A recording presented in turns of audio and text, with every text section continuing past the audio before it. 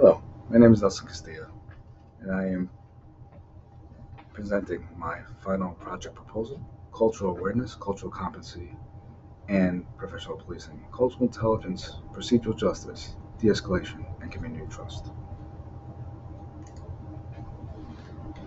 This course is called Cultural Awareness, Cultural Competency, and Professional Policing. It's designed for police personnel who serve in the Stony Brook campus and the surrounding areas of Nassau and Suffolk counties. The central purpose is simple. We want officers who can combine solid tactics, cultural awareness, clear communication, and ethical judgment. The course is practical and ethics centered. It helps officers translate policy into what they actually say and do on calls so that they can act as guardians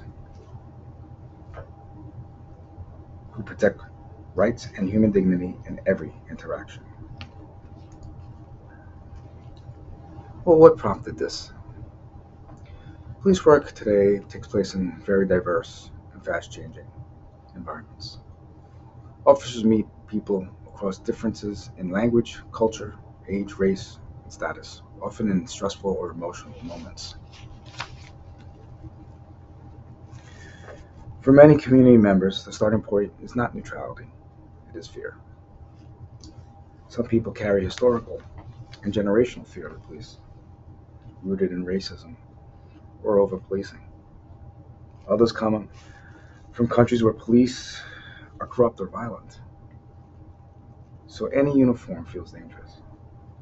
For some, their immigration status or the status of family members makes them afraid that calling the police could bring more risk than safety. Prior negative encounters, both here and abroad, sit in a room with both the police officer and the person they're trying to help before a single word is spoken. When culture is misunderstood, or when implicit bias and these fears are not recognized, routine calls can escalate and trust can be lost for a very long time. Ferry reminds us that the law has to be based on ethics, competence, and respect for people.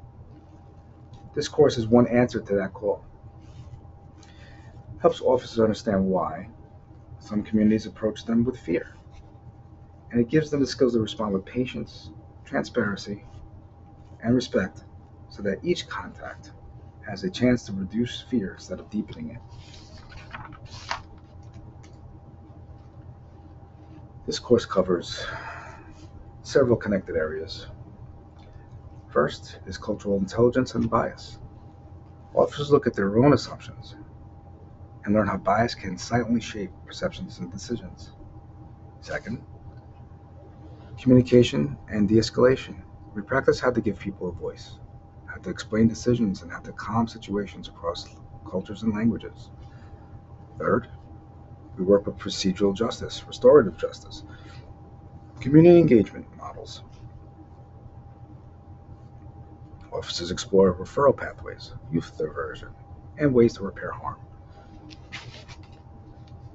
Finally, we engage honestly with defund and abolish the police arguments, not to push one policy answer, but so officers can understand the concerns, the legal and operational implications, and find constructive paths for partnership and accountability. How officers learn. Learning is hands-on.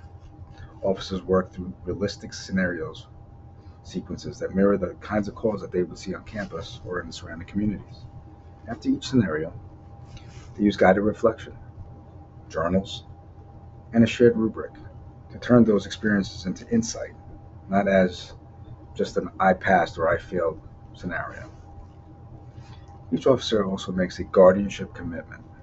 That means they pick 3 specific observable on-duty practices, behaviors, that they can, for the next 30 days, link to service, justice, and fairness.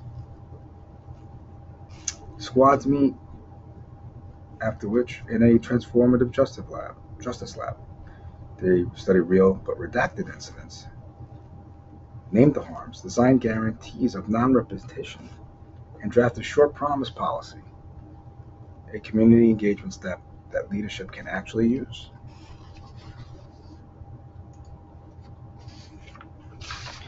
Theoretical framework. This course is grounded in several bodies of theory. From Kolb, we take experiential learning. From Freire and Hooks, we take critical pedagogy and engaged teaching. The idea that learning must be ethical, dialogical, and rooted in vision of freedom and justice for all.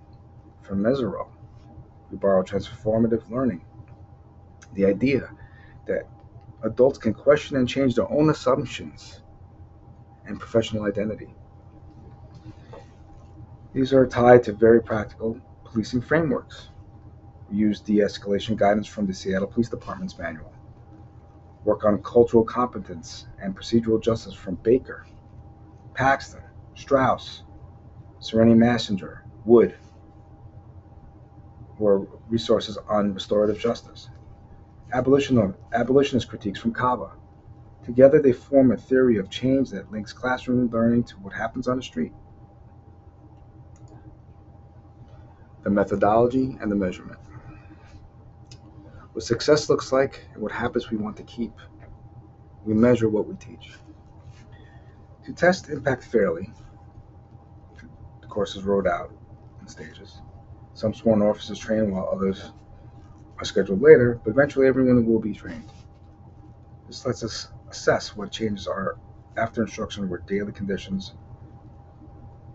conditions stay roughly the same. Before the course, we collect baseline surveys, a sample of body-worn camera clips, and recent administrative indicators. Officers also complete the Harvard Implicit Association test, write a brief reflection, bring an article on policing and diversity, and prepare a patrol snapshot within their community regarding local demographics and language facts. After and during the course, we use scenario scores, journals, guardianship commitments, and the work in the Transformative Justice Lab. Importantly, training data is used for learning and development and improvement, not for discipline. That's something that officers should know walking into this class.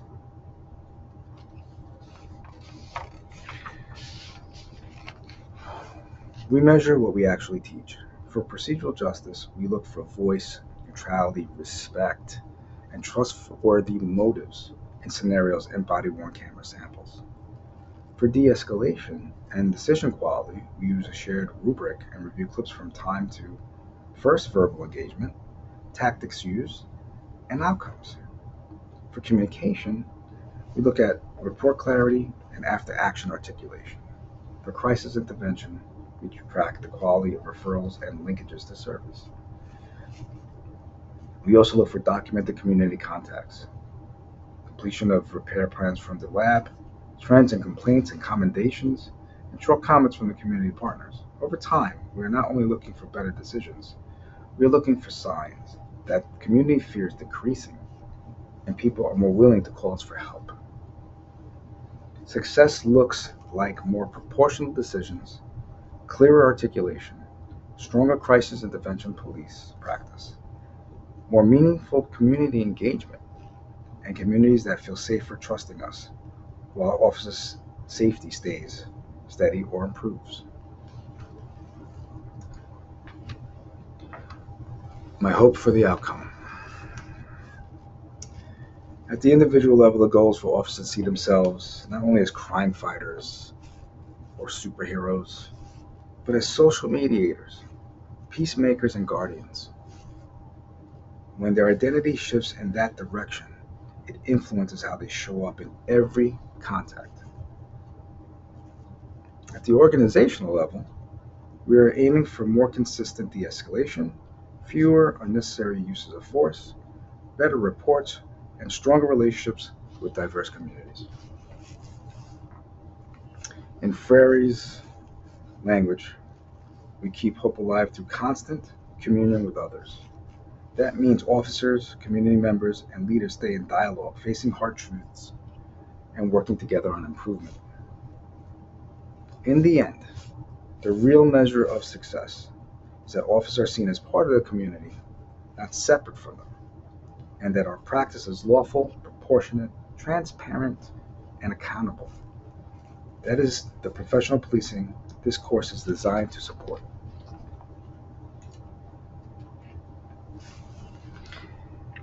The actions of any police officer in an instant can impact an individual for life. Given this realization, every police officer must be centered on foundational principles of service, justice, and fundamental fairness. The nobility of policing demands the noblest of character. Thank you for watching my presentation. I appreciate it. I am Nelson Castilla. Thank you for your time.